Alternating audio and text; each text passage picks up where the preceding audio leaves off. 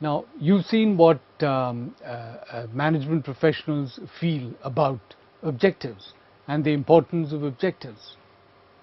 Let's see how we can set objectives smartly, right? Set objectives smartly. We are talking about S, specific, right? The objective must be specific.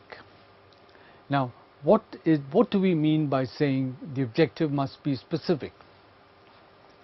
If we have an objective that we want to improve the quality of our product, right? Now, that is a very general objective. To make it into a specific objective, we must say that we want to improve the hardness of our product, or we want to improve the longevity of our product, or we want to improve the visible appearance of our product, right? So, specificity is to mention the precise area of that particular objective. The M, the second criteria in setting smart objectives, M is measurable, right? Now, nothing in the world which cannot be measured can be achieved, because if you cannot measure it, then how do you say that you have reached it? Okay, therefore it is very important when the company decides on an objective, it is very important to specify how that objective is going to be measured, right?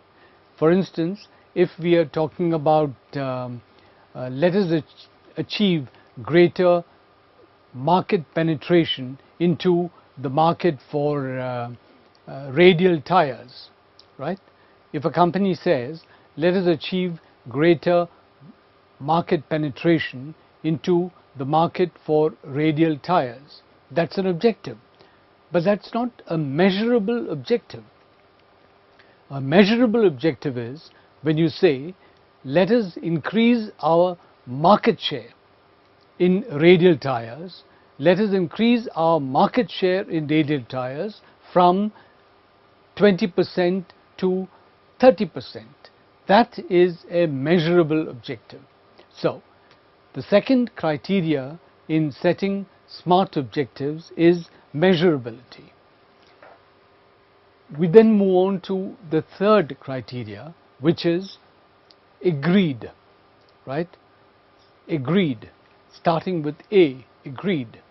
Now, the objective must have common acceptance within the management of the company. For instance, let's assume that a company has this objective of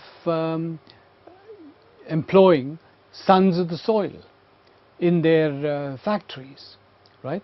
Now, if the operations director of that company is not very convinced about this objective, then it will be difficult for the company to achieve that objective.